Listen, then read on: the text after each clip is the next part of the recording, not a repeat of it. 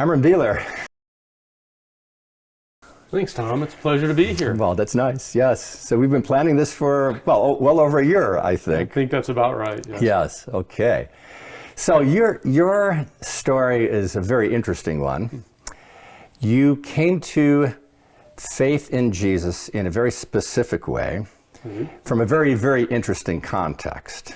So I don't want to give away too much here, but I'd like to give you opportunity to give you the space to speak about how this came about. Oh, wow.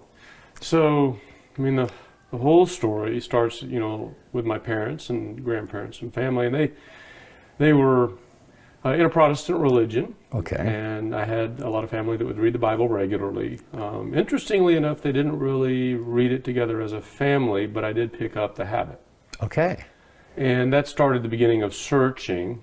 Early age, my family would go to Fellowship Bible Church, Baptist Church sometimes, and then at about high school age, I started going, to whatever the local church was. And, in my town, we lived in a small town. I went to a Baptist church quite a bit. And then there were also some neighborhood churches in the neighborhood that we lived in, strangely enough, in little homes. And so that was kind of the progression. So by the time I was out of high school, or getting out of high school, I joined the Marines. Even in the Marines, I was actually a religious lay leader, and that means I was responsible. There were two of us in our particular platoon, and I was responsible for Protestant studies and the men that were going to the Protestant church, and the other gentleman was responsible for the Catholic studies. Oh, wow.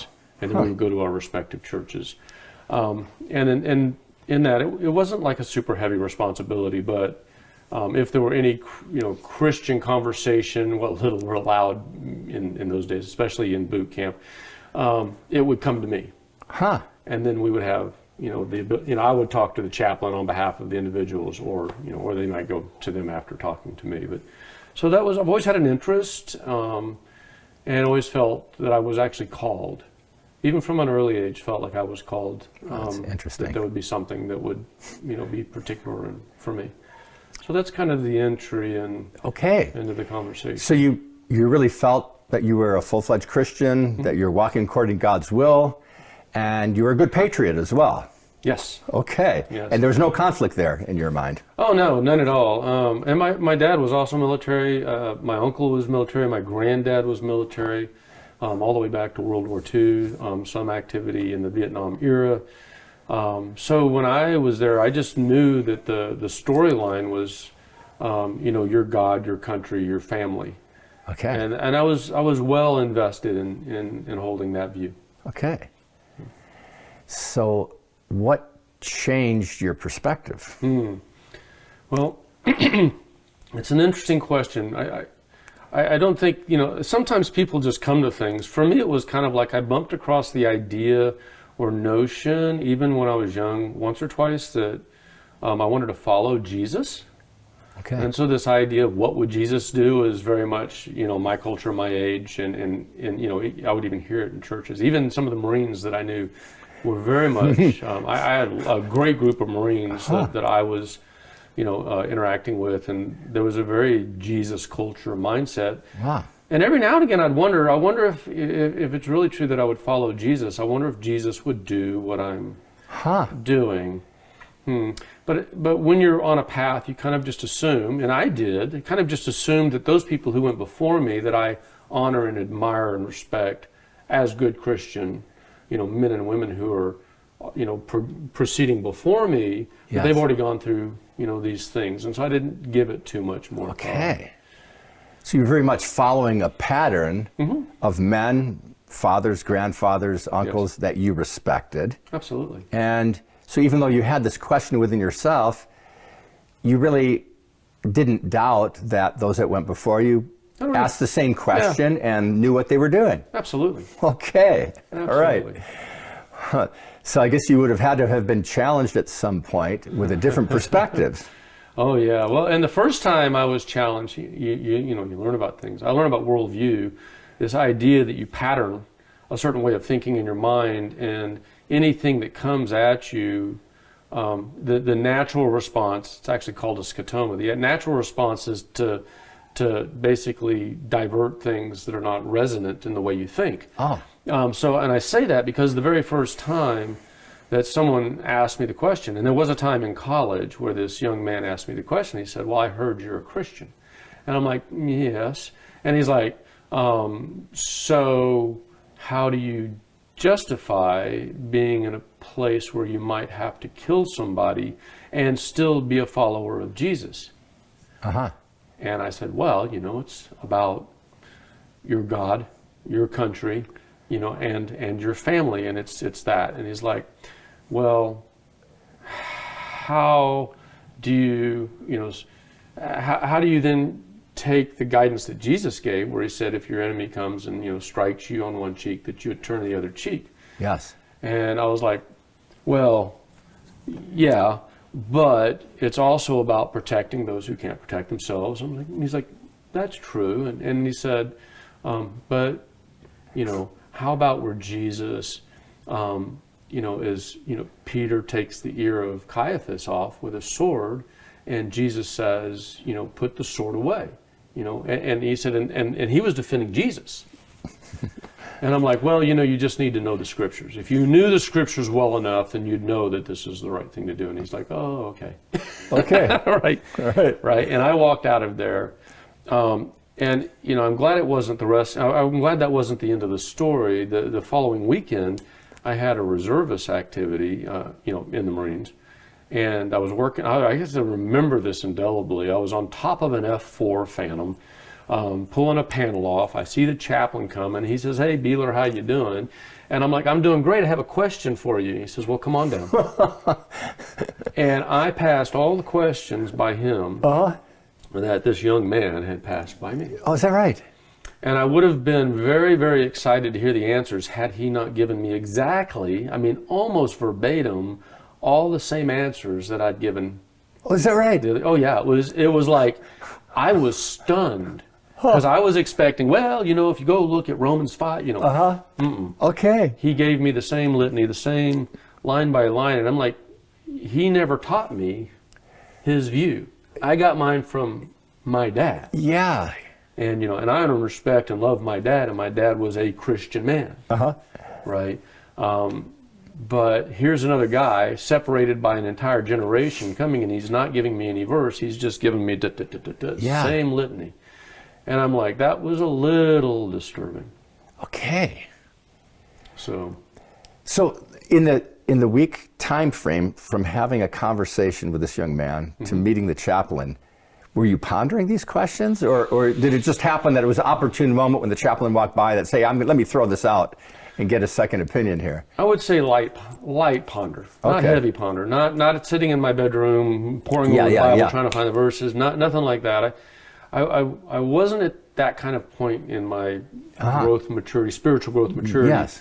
I did read the Bible. I did, but I still was operating under the assumption that somebody knew all these answers, and I wasn't really too concerned about it. Now, that conversation raised, it's kind of like if you got a rope and knots, the rope just went up one knot, right? Now my visibility just went up. Okay. It was opportune that he walked by, and I actually give full credit. God was doing all. It's the works prepared in advance for you. God put one piece in front, and then he put the next piece in front. He's elevating my attention to the particular topic. That's very interesting detail. So basically, your questions were not satisfied at that point. Right, they were actually scared at that point. Okay, and now you've got to look deeper, or you've got your at least there's something going on where you're saying, maybe this needs a little bit more investigation. Right, and I do this broadly with Scripture anyway. So there's this kind of thing where I'll read something and it doesn't resonate, and so I'm like, there's something there. I do this all the time, but sometimes it's 5 years. Yeah, sure. Right? Yeah. It's like give the mind, give the time, give the spirit, right? And maybe every now and again you pray about it, you think about it, and then it takes time. And for me, I know there are people who look at the thing and are like, yeah, I know the answer to that at 17, boom, we're on it. Me, I'm not like that. I cogitate over stuff for years. this raised the notch, which means the next time a conversation comes, I'm going to be more attentive to it because now I'm starting to do my data collection. Okay. Right? Uh-huh. But I wasn't in investigation mode yet. It didn't scare me that much. Okay. It just elevated your awareness. My awareness to it. Okay. And so that's kind of good. Then I'm like, okay, I probably need to go look at that at some point. And then I get back up on the F4 and go back to work. Right. You were F4 mechanic. F4, avionics, communication, navigation. So I worked on, all the electronics. So the F4 is a Phantom? Phantom, yeah. And that's a pretty early aircraft from the 1960s? Yes, it wasn't early when I was working on it, but it's not in service anymore. Okay. Yeah, you'll find them on old aircraft carriers or decommissioned. Oh, okay. Yeah, it's that kind of thing. Okay. Uh-huh. Yeah, or in the Arizona desert. But that was a pretty revolutionary plane for its time. In its time, yes. Yeah. Yes, it's a weapons platform, Vietnam era, and it was a heavy fighter and attack aircraft at that time, and reconnaissance for some things. Yeah. All right. And you had hoped to fly one of these things. Your father did? My dad was a pilot, F4 Phantom pilot, Navy Marine Corps program, so he ended up in one of the Marine VMFA 212, for what it's worth. And when I joined the Marines, I joined enlisted, reserved on purpose because I wanted to go through college and I wanted to get in the same program my dad got in so that I could also be a pilot. Now, I didn't know if it'd be an F4 because generationally the aircraft are being upgraded. My time in, it would likely have been an F-18.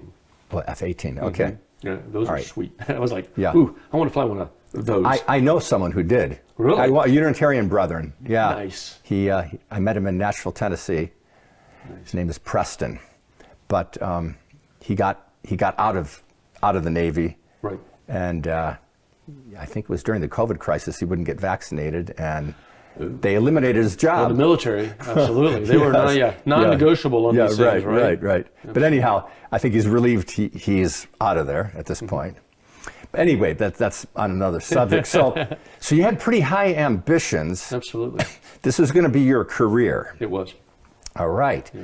So what's the next stage of the development of this story? The evolution of the story as it goes, so, and God leading. So, interestingly enough, active spiritually through school. There was a Baptist church that was across the street from the university I was going to. And funny enough, there was a pretty good friend of mine. She was, we would say, an Army brat. Her parents were Army. She grew up in Germany, but she was American. Mm-hmm. And we'd give each other a hard time all the time. We were friends, great friends. And she always wanted to go country and Western dancing, but she always went to the bars. Oh. For me, this is a fun story. I don't know if everybody else will enjoy it, but I would not go to bars with her. I didn't want to go to the bars to go country and Western dancing. And one day she says, hey, I've got a deal. And I'm like, what's that? She's like, I got a country and Western dance class here at the university. And long story short, I really became attracted to a young lady in the dance class. Her name was Kim. We went and talked a couple times, and of course our conversation moved to spiritual conversations. And she started telling me all the things she didn't believe. So that was interesting because generally when you have spiritual conversations, you talk about all the things you do believe. And I thought, well, I really like this one. And I've had a couple of other, girlfriends that would talk religion, and I would not pursue a young lady that I didn't feel like we could be united in a spiritual way. Uh-huh. Right? It would have to be an agreement on our faith and this type of thing. And so the funniest thought happened that I thought, you know what? She's visual. She has, an idea of what she wants to do. She wants to live in the kingdom of God. She's got a wonderful heart, and it's very, very clear to me that she's adaptive. Whatever she thinks God is telling her is what she will do. Okay.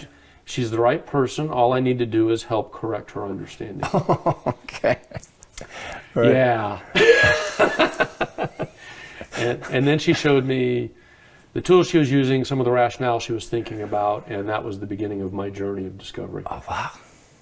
Mm-hmm. So your first impression was you had everything right, and she had the capability of understanding God's purpose if it was just explained to her a little bit better from someone who is a good Christian man who's coming from Christian background, who's I read my Bible. I know my stories. Yes, yes. You know, and I think this is normal for every person that has a spiritual journey. No one goes into the conversation trying to understand the Bible wrong. We connect the dots we can connect. And that frames, right? That frames for us where we're going to put our pieces together and how we're going to conclude. Okay. Right? And the thing is it doesn't matter where you connect the dots. You're going to find someone else who connects the dots with you, and then we gravitate towards people who have a common understanding. Yes. Okay. Right? So I don't look at other people and say, oh, wow, sheesh. Back then I might have said, man, that's an interesting religion, which would have a translation into, yeah, you don't know what I know. And now it's like, well, what do you know? You know, maybe there's a dot I don't understand, and how can I get it to fit in? And and that I learned largely starting with a conversation with Kim. Okay, so was there, if something is going to have to change here, was there some point where you actually had to start what they call deconstructing or like how does that work? Like at what point do you? It was quick. Was it? Oh my word! Not the total process, but the realization and the discovery and the pain that goes with it. Okay. It was. There's a lot of turmoil when I got walked into the first conversation on a couple of things like the promises of Abraham. And then someone showed me how there's a thread that goes through the entire scripture, and you can take this thing here in Genesis and you can connect it to Revelation, and it's coherent. And I was like, I knew what the promises of Abraham were, kind of, because they were in my Bible studies. You know, they were in my Bible stories. You get the whole conversation of Abraham, and, you know, all these things happen, and then God promises them. But in the churches that I'd gone to before, that was just a Bible story. And then there were other premises, and there were other doctrines, and the churches don't tend to be heavy doctrinal.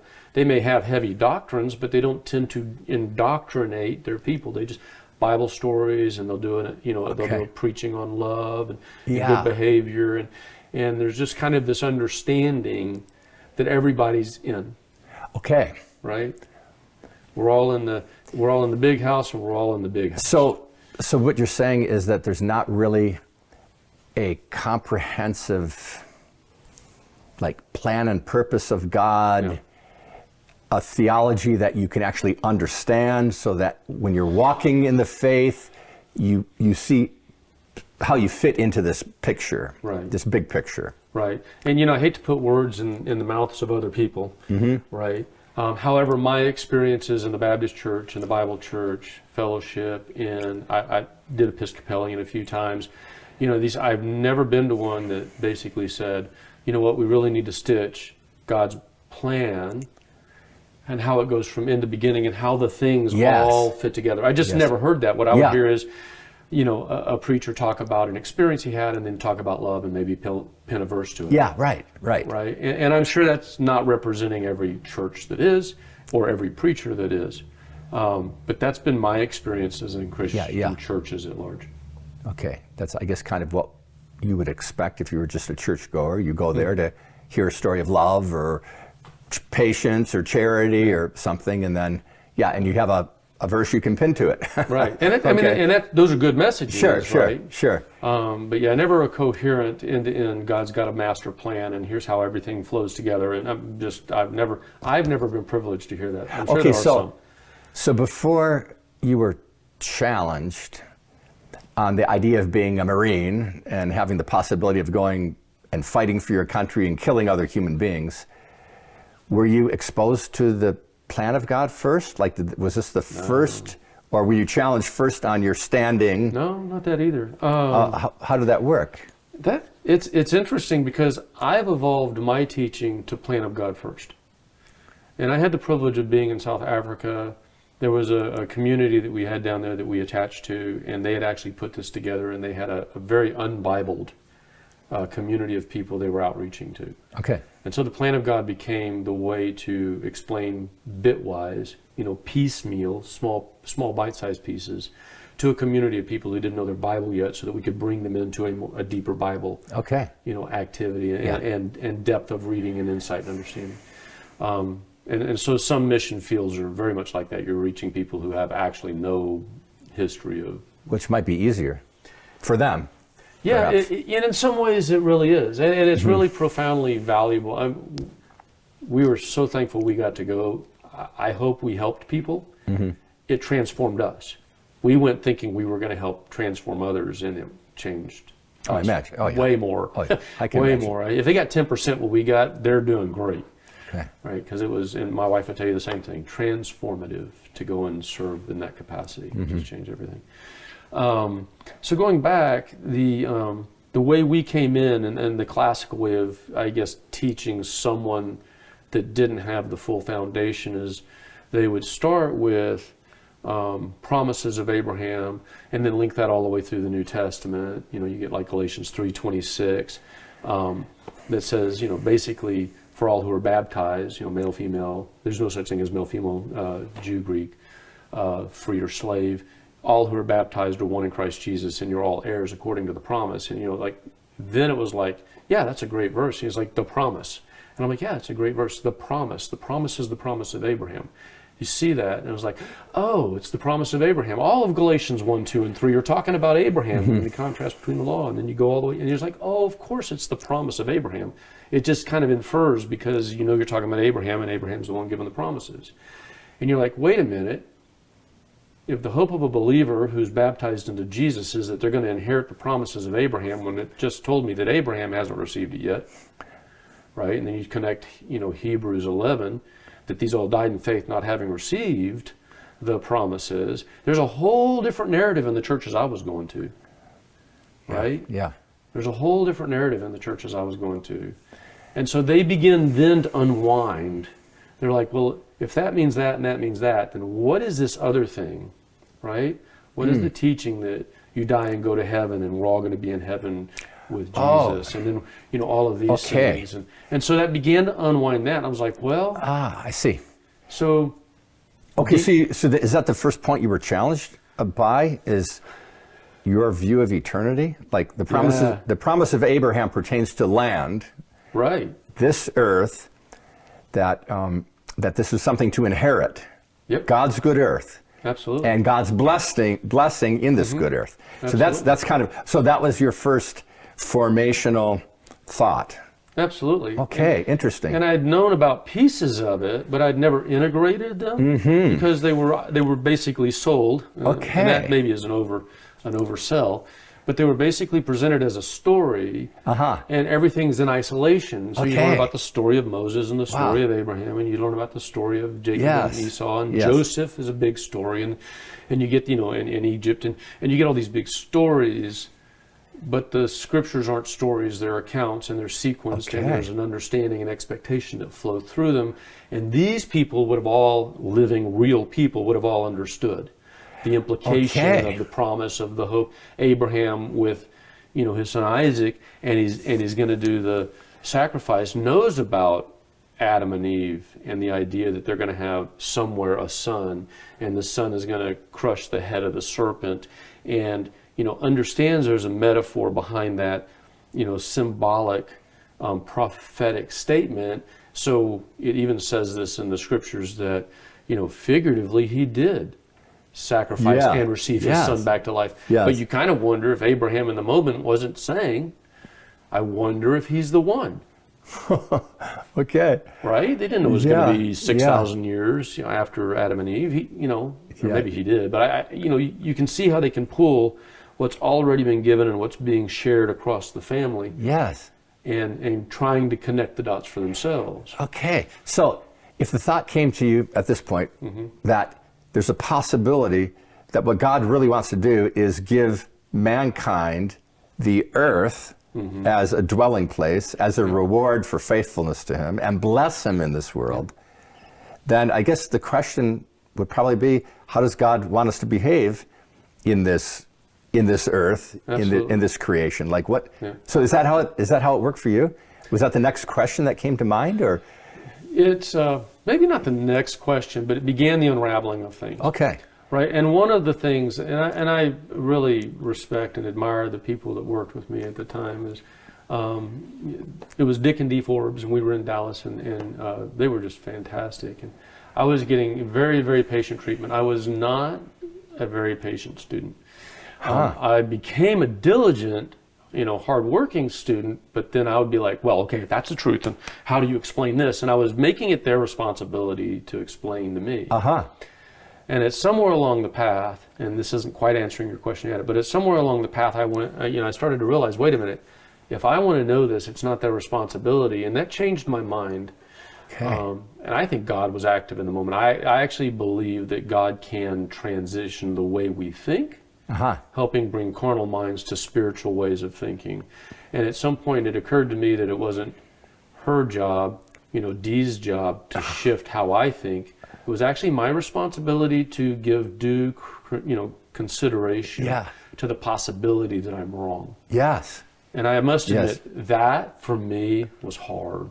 Okay. I'm sure I'm not the only person that's hard for, but for me it was very, very difficult. I was breaking my worldview. Yeah. There was like a day, and I think it was end of February. I mean, it's like there's a day, and I remember this visual thought of I need to take what I believe and don't get rid of it, and put it on the shelf, keep an eye on it, but entertain the possibility that there's another way to kind of put the little pieces of Scripture together and see if they'll connect, right? And then if they give me something, see how far back I can go. And can I go back, or is this one of these things that you get taught in isolation that becomes its own thing, and pay close attention to that, and then keep looking back at what I assumed.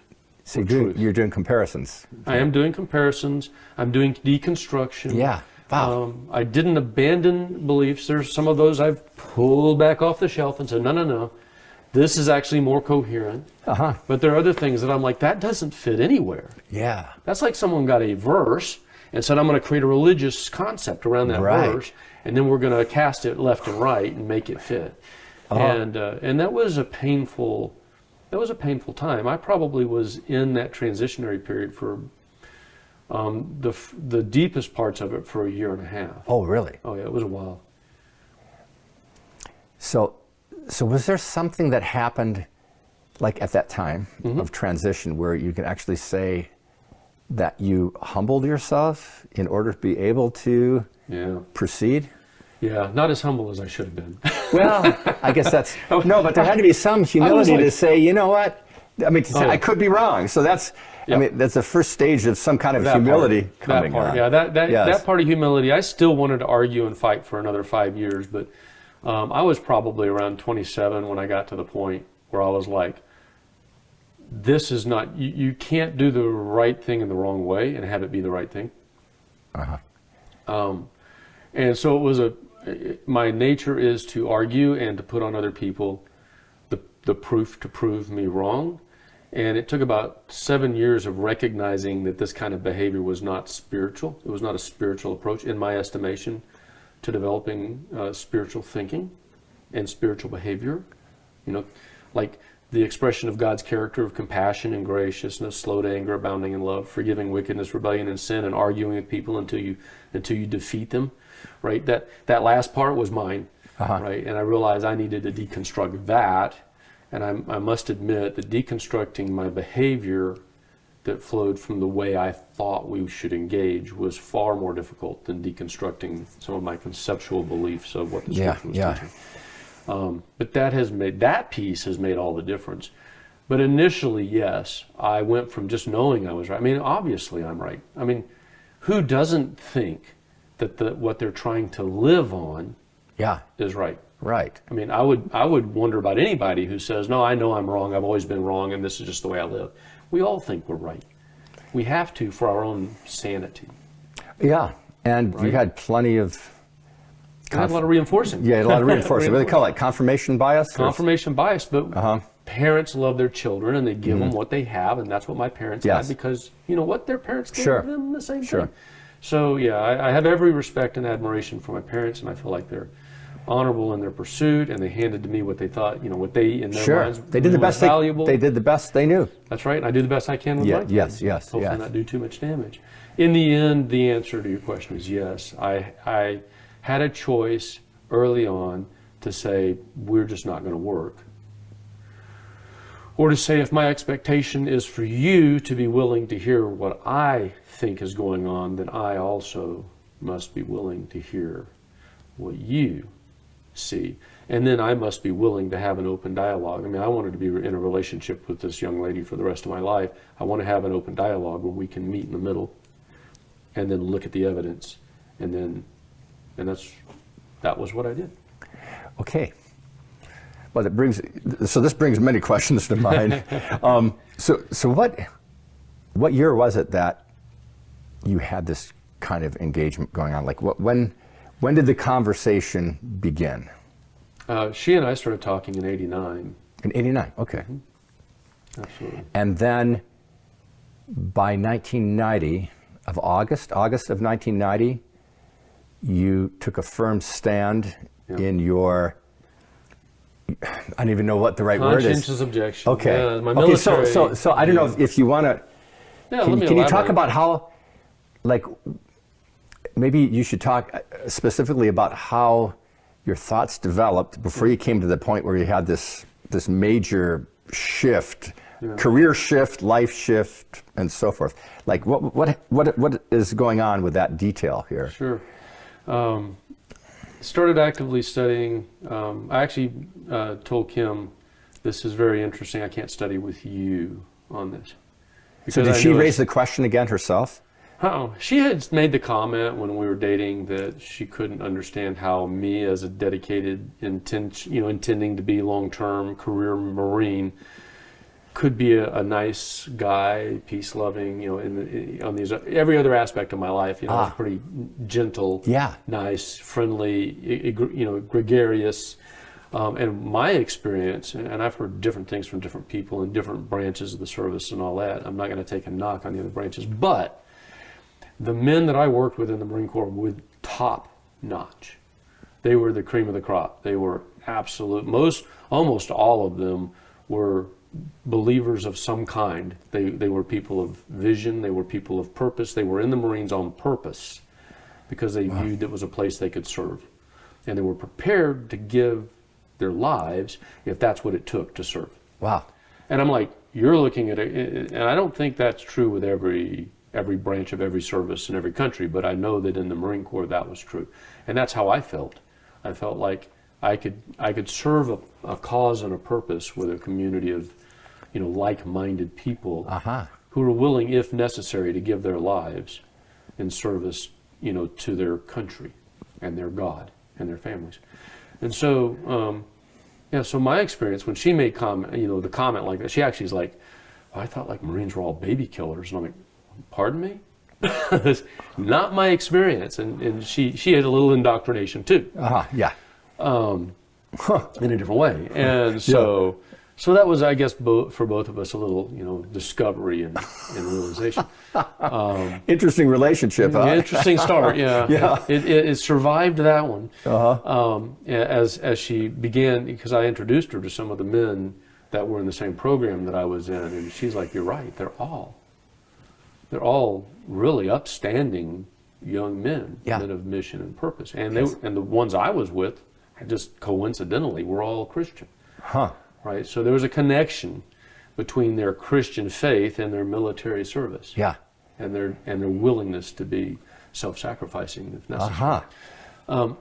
So you go from that to I'm studying, and I'm studying once a week, and then I'm like, I realize I need to pick this up and start studying a couple times a week, plus church services, plus we would do stuff together, and Kim and I would read the Bible. And as I'm doing this, and now I've got that rope went up 2 more notches, and I'm like, I need to be serious about my evaluation of this. And I asked a couple questions, but I was kind of off limits. I didn't want too much influence from an outside voice. I wanted to actually take a step back and start asking that first question that I know I had asked a couple times when I was much younger, and is, I want to follow Jesus, but in this service, would Jesus follow me? Oh, okay. Interesting. And then I remember the conversation that Jesus had with Pilate. And, Pilate's like, so you're a king?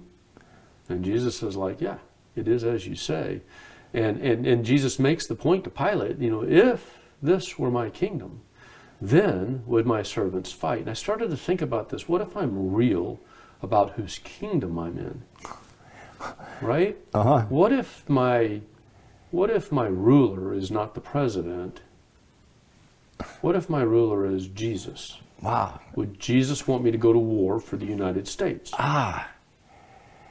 Well, you really reduced it down to its simplest form, didn't you? I did.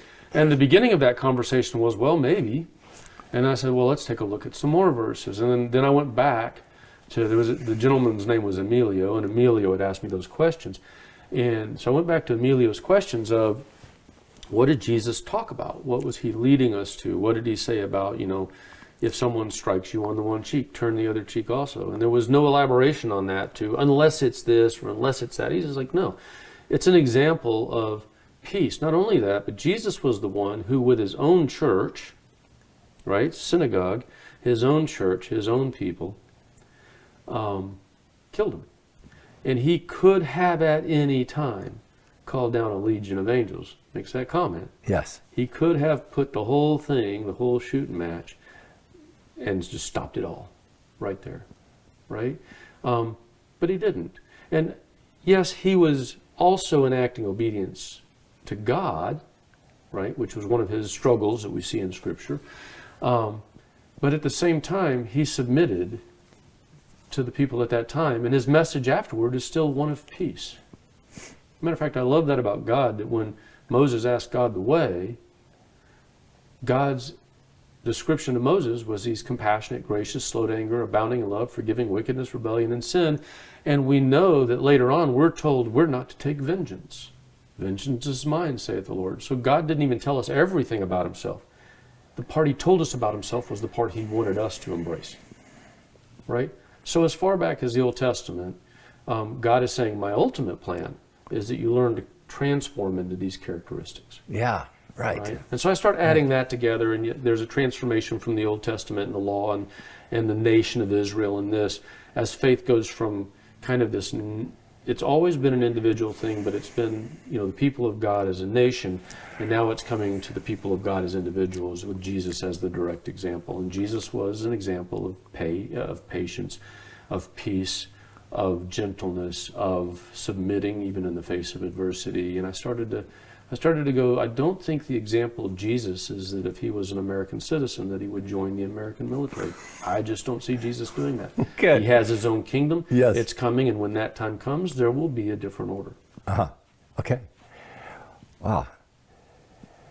And I just went all over the place. Okay. So this study you did on your own, and it's probably like the middle of 1990 that you're thinking through this seriously? Yep. It's getting pretty serious for me about May of 1990. May of 1990, okay. May, June, yeah. And then now, as you're coming to these conclusions, you felt the necessity to find a way to take this knowledge and to put it into practical application, or to change. Did you feel when you came to this understanding that you had to change your life course? Was it that quick, or did it take a few months to process it and say, now this is what I have to do, or is there a way out? You had such ambitions and such a direction. It's like a really serious career shift, right? It was huge. Yeah.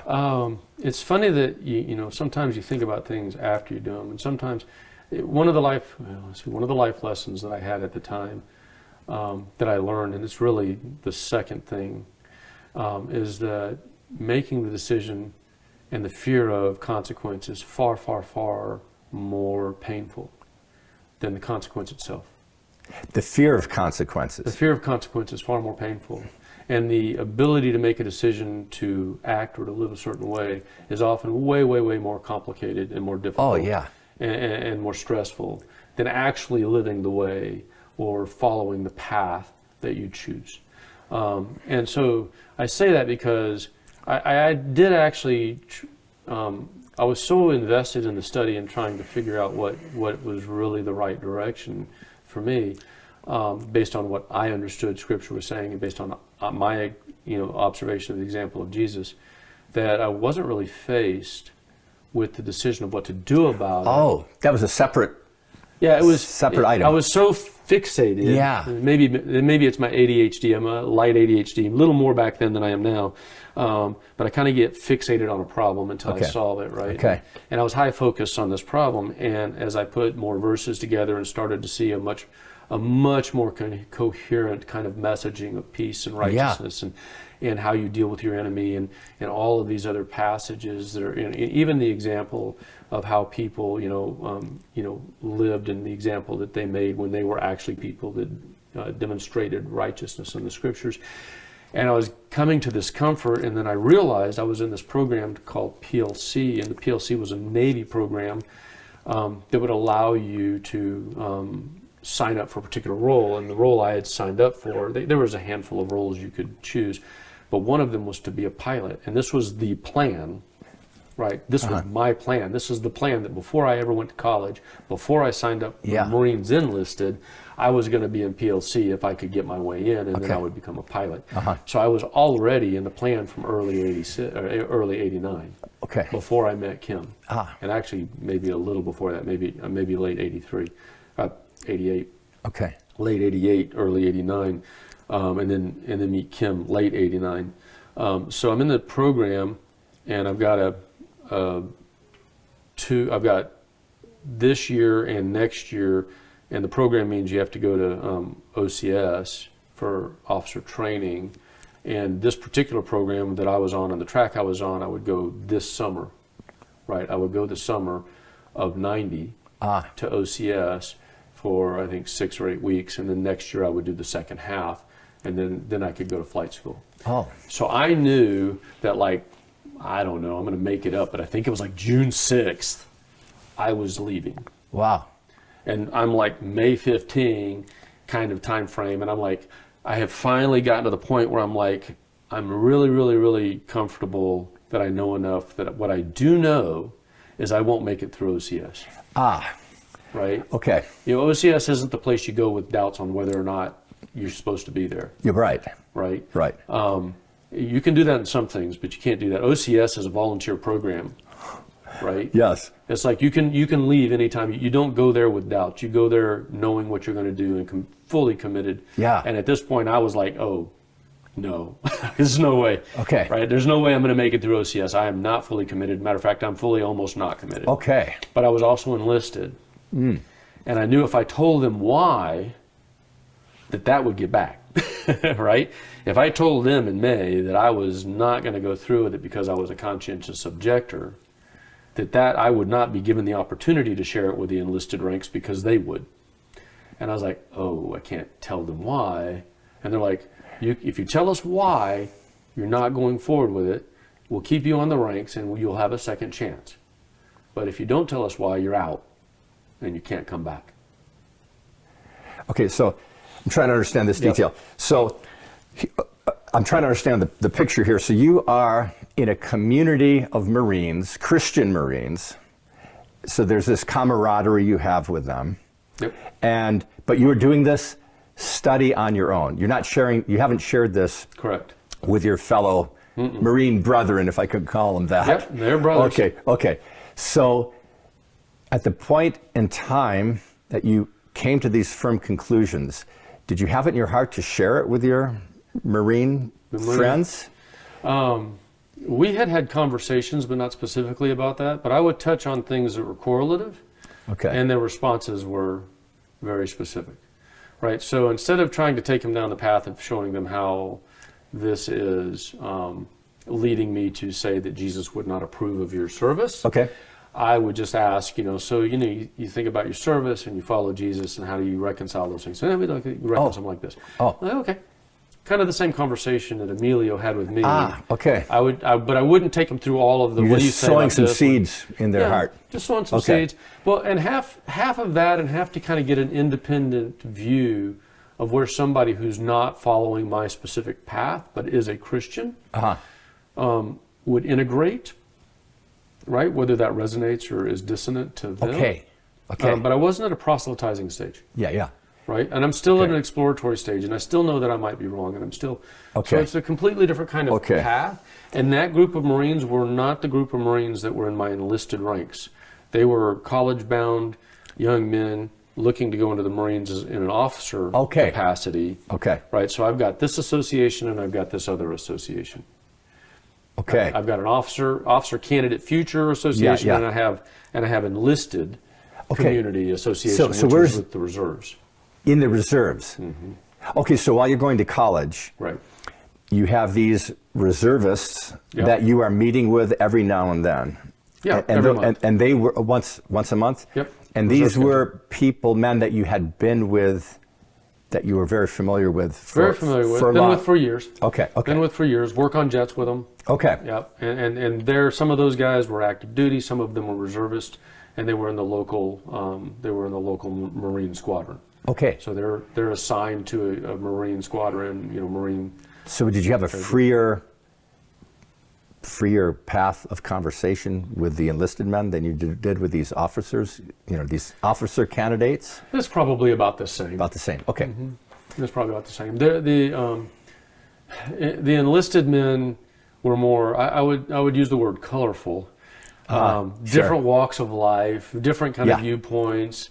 Most of them were still men of mission, men of purpose. They're in the Marine Corps for a reason. Okay. It's the first to fight. They're not looking to fight. It's the first to fight because if there's a problem and someone needs to protect America's concerns, America's, as an institution, they're the ones that are first to fight. Okay. So they're there for a reason. Almost always someone that gets in the Marine Corps is there because they understand what the Marine Corps stands for. That was Okay, what I okay. found in my day. So the trajectory here, like once you came to the understanding that you're not going to be able to go through with the plan that you have, Yep.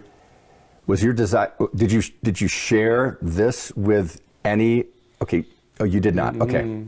So who was the first person that you shared this with? The first. Nice. Yeah. So I'll just close that last chapter. The OCS Okay. group. I had a captain that was in charge of my contract in this, and I just shared with the captain that I can't tell you why, but I can't go forward. Oh. And he's like, if you don't tell me why, we won't give you. You get 2 chances. If you don't tell me why, you don't get any other chances. You're done. And I was like, I'm sorry. I wish I could tell you why. I feel like I should tell you why, but I can't tell you why. Right? And so he's like, okay, so you're done. Right? Take your contract. He literally Okay. So this is only the contract to fly. to fly, to go through the officers training and to fly. And that was my career. Oh, okay. Okay. So your That career was ripped up before your Yeah. eyes. Okay. He Oh, okay. put my career in the trash Okay. can, and I know I'm on a different trajectory now. Oh, but you're still a Marine. But I'm still a Marine. Okay. Yeah. Oh, wow. Okay. And that's like mid-May timeframe. Okay. And so now to the prompt question there is, so I do a couple more reservist weekends. I am actually at this point, hearing a religious conversation, and I'd interject, and so what do you think about this? Just to kind of frame it. I even had on 2 different occasions Marines in the enlisted groups that I knew would be like, "What? Are you a conscientious objector or something?"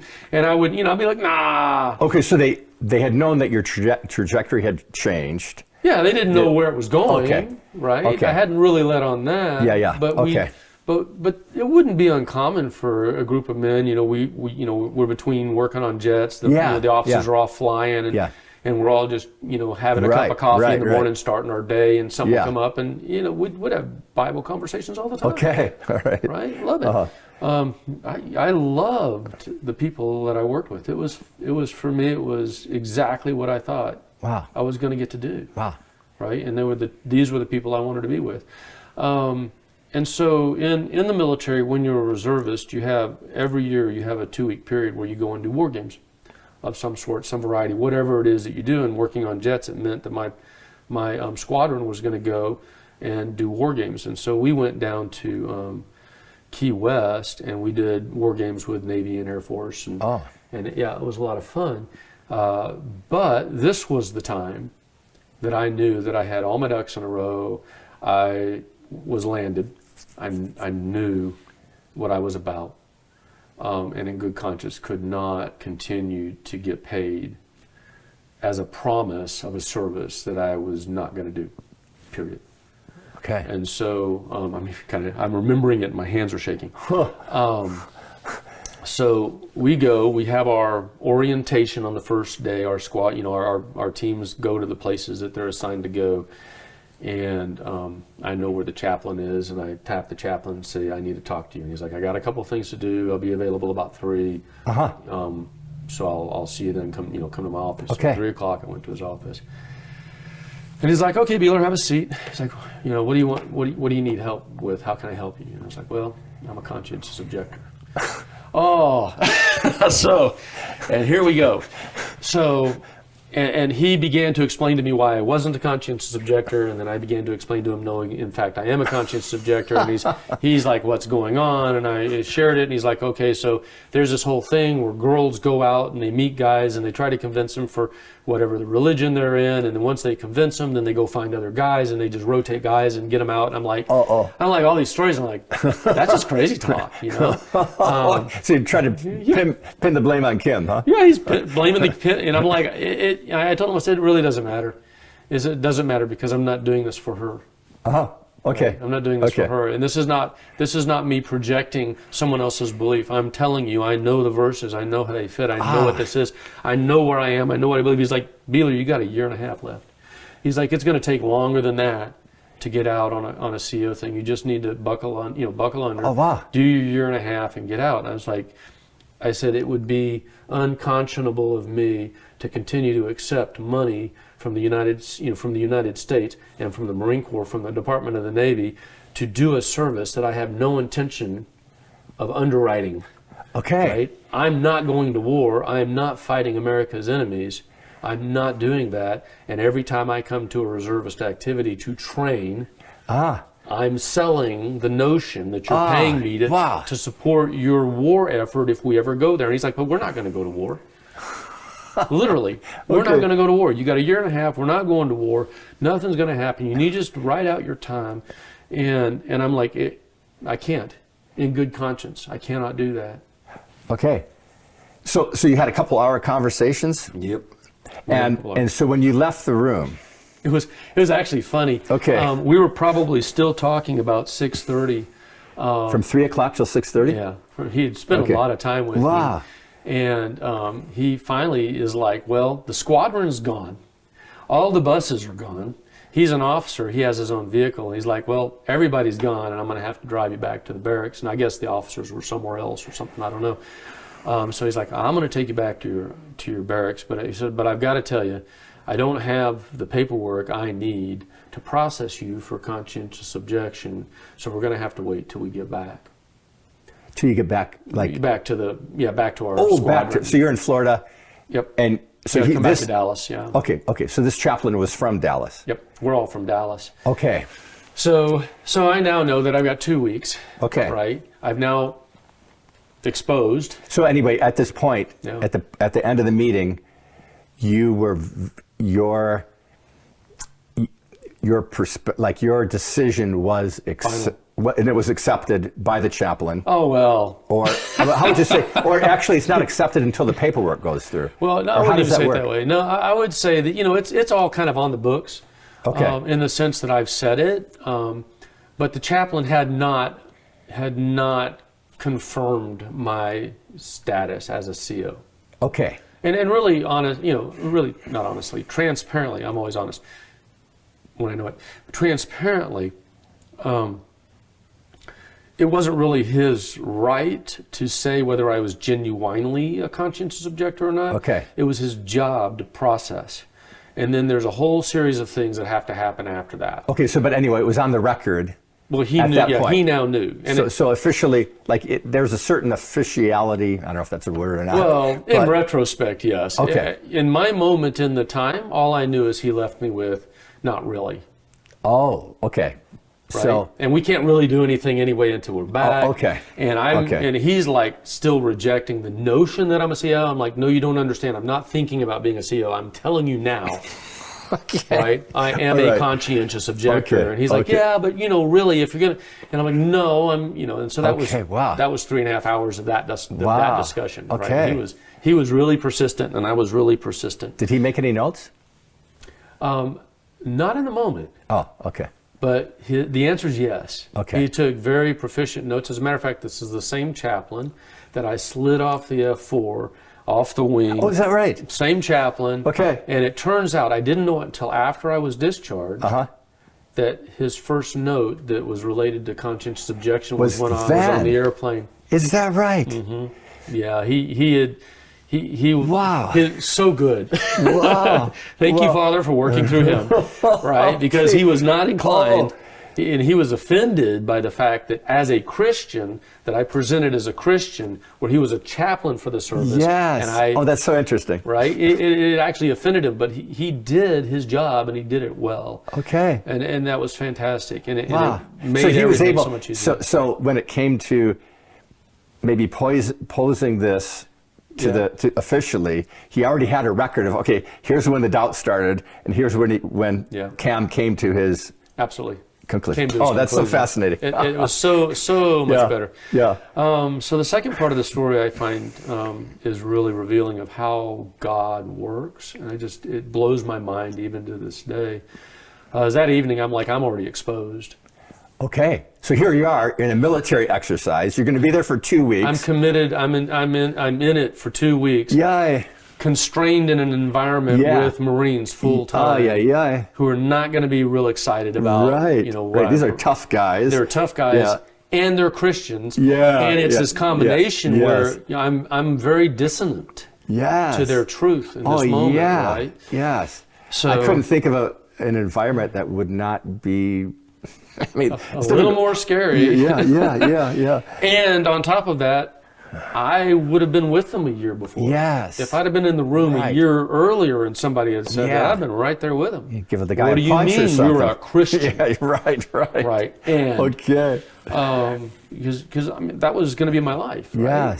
Yes. And so I'm sitting there and I think, here we are. So we start talking and it's like, Beeler, you just getting here? You missed dinner? I'm like, yeah, no. And they're like, so where were you? I was like, talking to the chaplain. So what were you talking to him? You were a conscientious objector or something?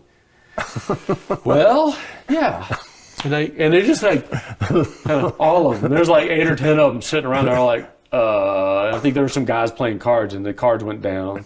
And I thought, I'm in it now. And so one of the guys said, well, how did you get there? And it was the most amazing experience. A bunch of guys who would not agree with me at all. Yeah. And they just opened their arms and we had a conversation. Wow. And, I got you're here because this is what you believe, and now you're going because it's what you believe, and it's what you believe. And you're a man of honor and respect, and we don't agree with you. Okay, but they appreciated your conviction anyhow. Yeah, and that's so interesting. And I found that to be very telling of the community that I was in at the time. Well, it must have been extremely comforting. Well, it let a lot of the anxiety go. Yeah. Yes. And anyway, it was probably midnight when I went to bed. And the guys were like, "Yeah, tomorrow we'll start another day, and now we got to figure out what to do with you." And so I go to bed about 4 o'clock in the morning, and it's like that. And I'm like, rolling out of bed. Open the door. About the time I'm opening the door, I'm thinking, this could be a bad move.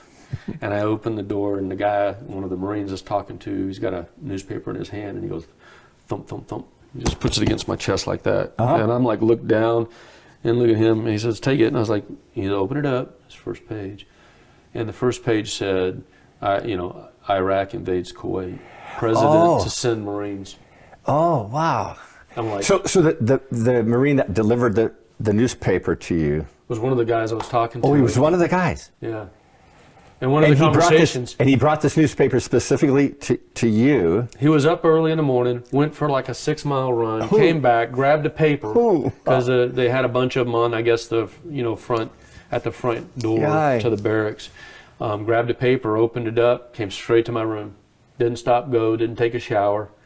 Woke me up and last night we were talking about the chaplain saying that we'd never go to war. You might want this.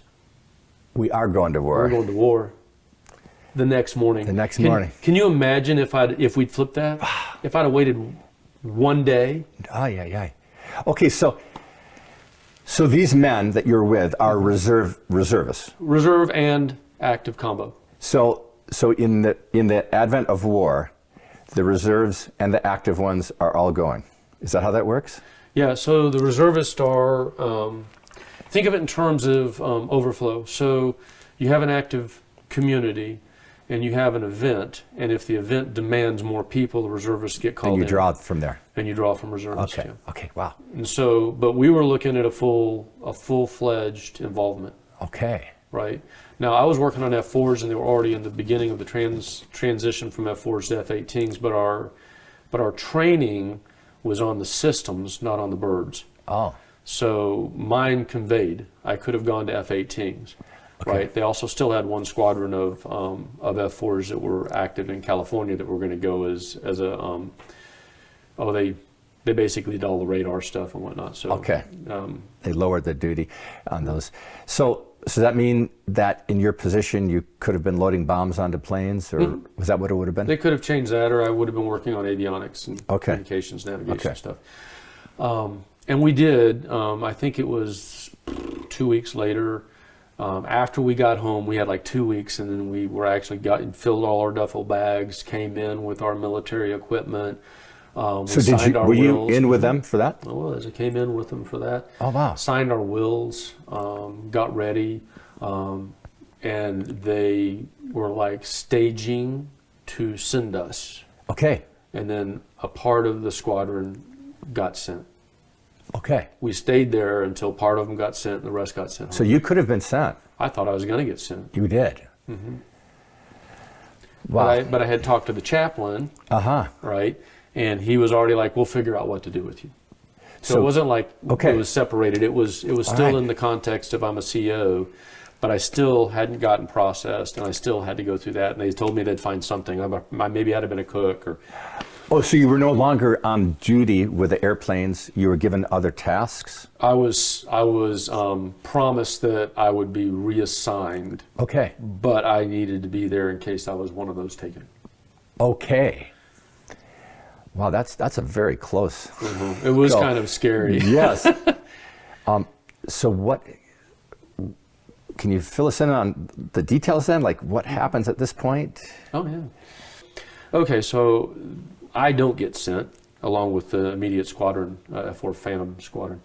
And my next reservist weekend then is just a couple more weeks. It's usually once a month, but the whole war call-up thing was very kind of changed plans. And I came in, and so I was told I went to my squadron, the group that worked, actually not just squadron, but my team, that did the same work I did, and they're like, okay, we've got word that you need to go down to admin. But admin has 4 groups. So I went to the admin group that's related to training, and I was told that I was going to be assigned to a major there, and I don't remember the major's name anymore. It's been a while. And I get down there, and there's a bunch of enlisted guys, and I know all the guys. But again, there's 4 admin groups, and the major finally gets there, and he sits down, and he says, close the door. The guys are all joking around, having their first cup of coffee kind of thing. And he's like, hey, Beeler, how you doing? I'm doing pretty good. And I'm waiting, waiting for the next shoe kind of to drop. And he's like, men, does anybody know Corporal Cameron? That's my first name. Okay, right? yes. But yes. we all go by last name. Okay. And it's like, somebody says, I think he works, I think there's a Cameron that, a Corporal Cameron that works up in avionics. And the other guy's like, nah, I don't know that I've, it's like, Corporal Cameron's colorful language, conscientious objector. Oh, he put some swear words in there. Oh yeah, there's colorful language in Marines. It's actually just part of the alphabet.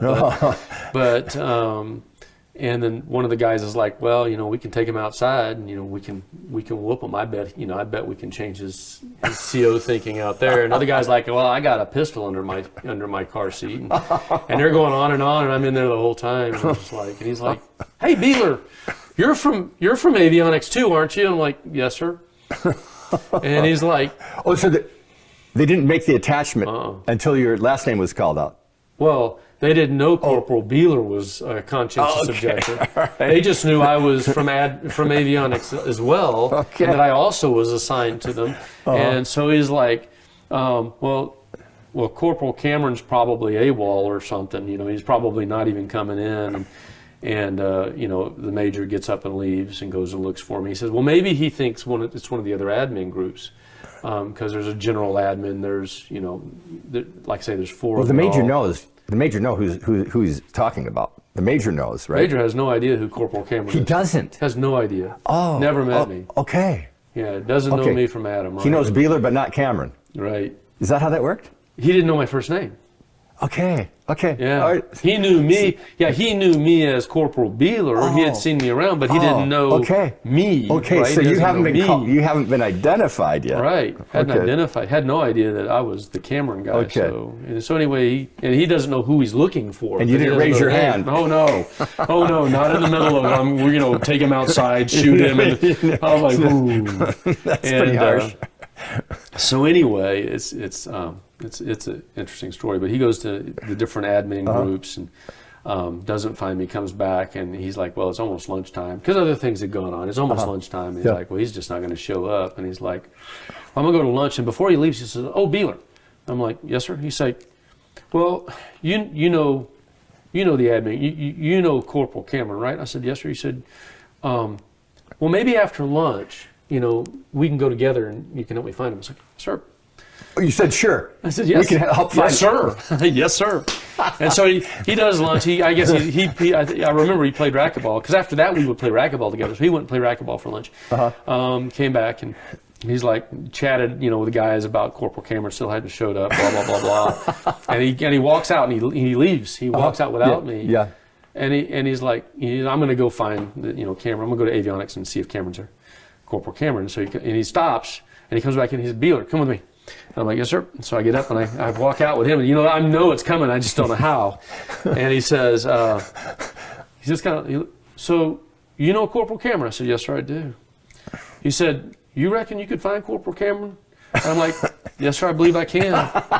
And he's like, "Are you Corporal Cameron?" I said, "Well, I am Corporal Beeler. Cameron's my first name." And he just had his whole demeanor. He's like, "Oh," right in front of all the group, talking about all this stuff, and now it's like it's come home. You were alone with him at this point. Alone with him at this time in the hall. Thank God. Thank God, indeed. And there's the intelligence, which is S4, the other admin group. Intelligence is empty, and so we slide into there, and he's like, "Oh, Beeler, I am so sorry." Oh yeah. I didn't know why we were going to that room alone. Close the door. Maybe that's where they got the gun, huh? I am so sorry. He said, "I'm going to have to go back and straighten this out." With who? With the other group.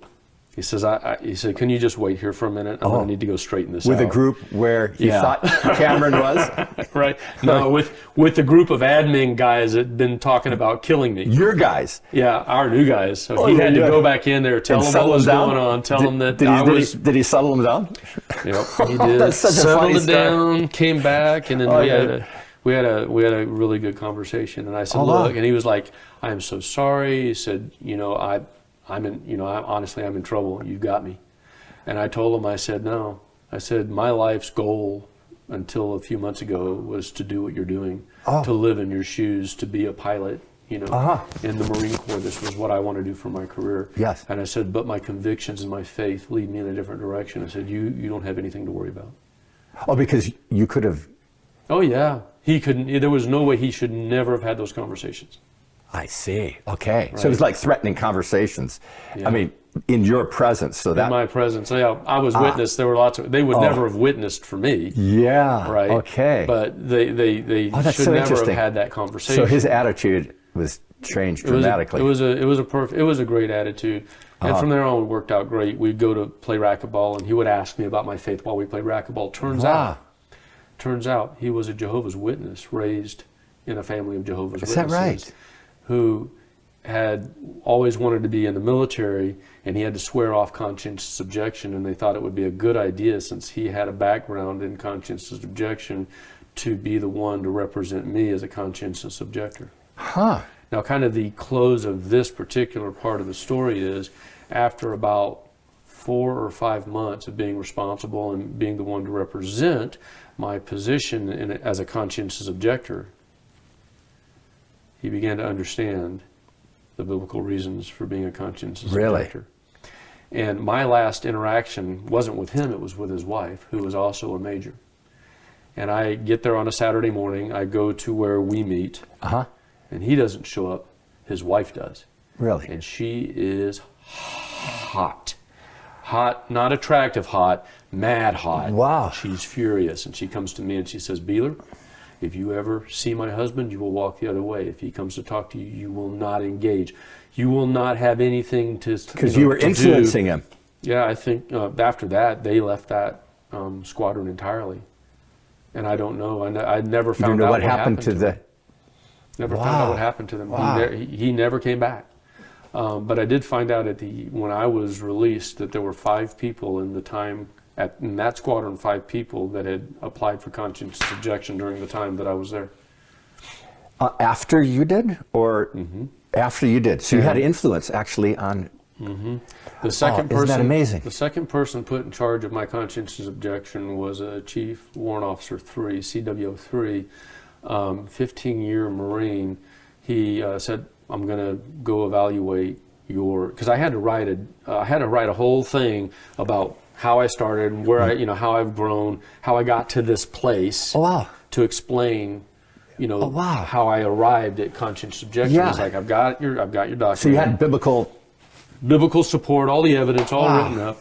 Wow. And so the warrant officer came and got me. He says, okay, I'm responsible. I'm going to cover your case. I'm going to represent whether or not I feel like this is a genuine, conscientious objection, saying I'm going to read your stuff today, and I want to go to lunch and ask you some questions.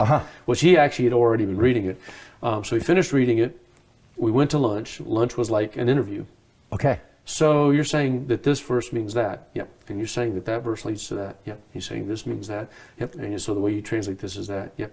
And we do this? Yep. I had a plate of food, never touched it. And we're at the end of our time. He's like, I really got to go. I've got another meeting. He said, but I just got one question. I said, yes. What is it? And he said, I've been in the Marines for 15 years. What am I supposed to do? Wow. Right there. And I said, I can't give you the answer, but I can say that you'll never regret following your conscience. And then he was no longer in charge of me. And then I was assigned to the commanding officer of the squadron. These guys are dropping like flies. And then I was assigned to the commander of the squadron, and I never once laid eyes on him. They wouldn't let me come into his office until after he was already in with the door closed. The chief, that was a senior enlisted man, was a master gunnery sergeant, was responsible from the enlisted side, would go in, get the whatever the commanding officer wanted me to do, bring it out, give it to me, and then I would go do whatever he wanted me to do.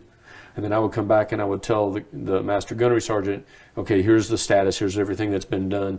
He'd go in and talk to the CO, come back, give me more stuff to do, and I'd go. I never, in the remaining maybe 6 months of the time that I was working, I never laid eyes on my commanding officer. Didn't want to see me, except for when we had the courts martial, which is a normal part. I had a court martial and my CO was in the room, and there were like 4 or 5 other, I think there were a total of 5 officers. Okay, so just to be clear, so this gentleman that you went out to lunch with, that was 15 years in the Marines, he was the CO? No, he was the chief warrant. No, it's not chief warrant. He was he was your advocate, your representative? He was my representative for precisely one weekend. So he didn't show up in the court martial? No, he's a warrant officer. So I think it's CWO4, but he's a warrant officer, and he was a warrant officer 3rd grade. I think when they get to 4th grade, I believe this is right, I think they go to 4 grades and then they become an officer. They become a lieutenant? Yeah, they become a lieutenant. Okay, so he was not an who represented you during the court martial? Well, that was interesting. So the courts martial was my commanding officer, and I think there were 4 other just general grade officers. And then, general grade is wrong. That would be generals. They were non-general grade. They were like other captains and majors.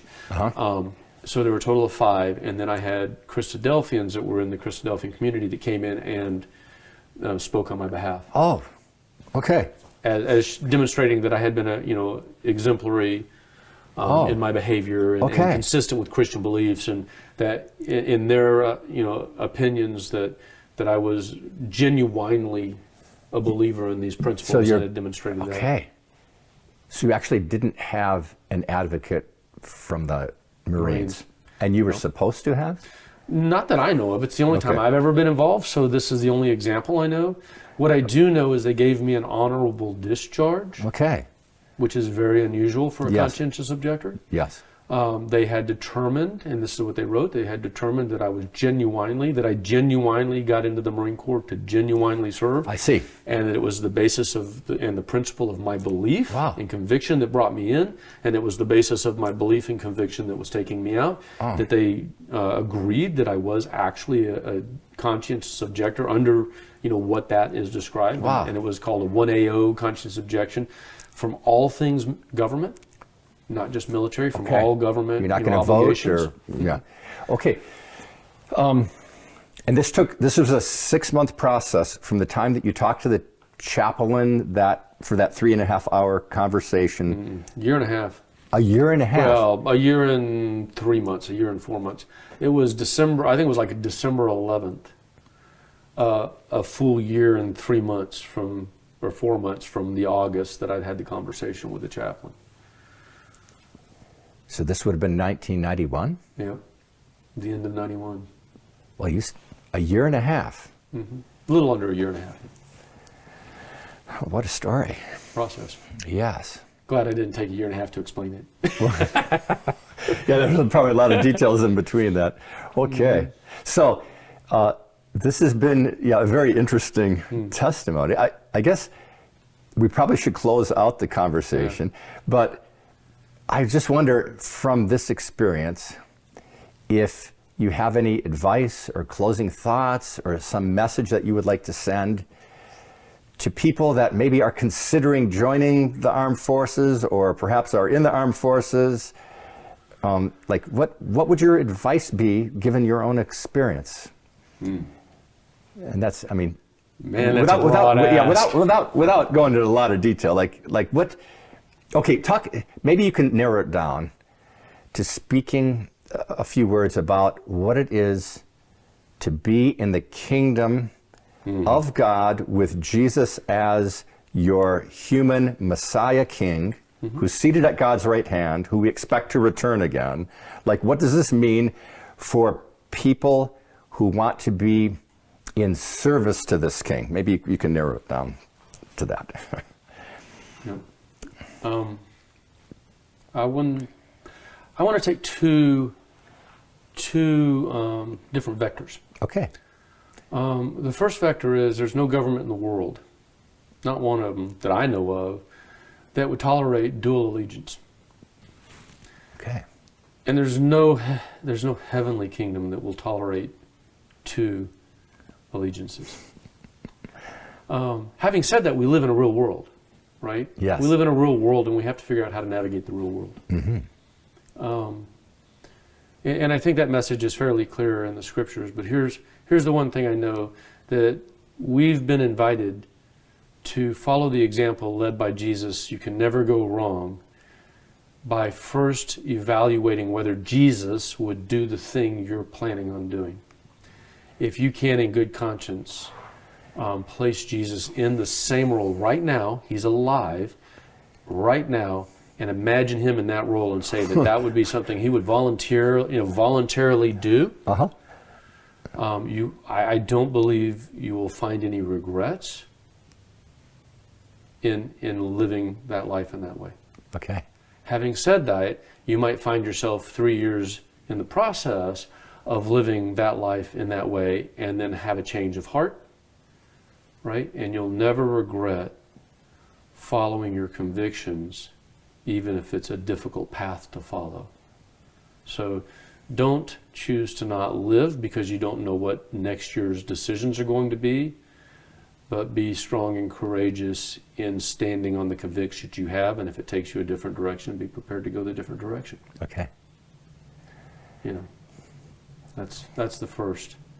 The second is God has made at least perfectly clear to me, I think the scriptures hold this up pretty well, that with all the stuff that goes on in life, that God has been active and involved from the beginning through the end. He's already seen the end. He knows who he's called. He knows who's going to stand in judgment in the last day. He knows who's going to be part of his family forever and ever.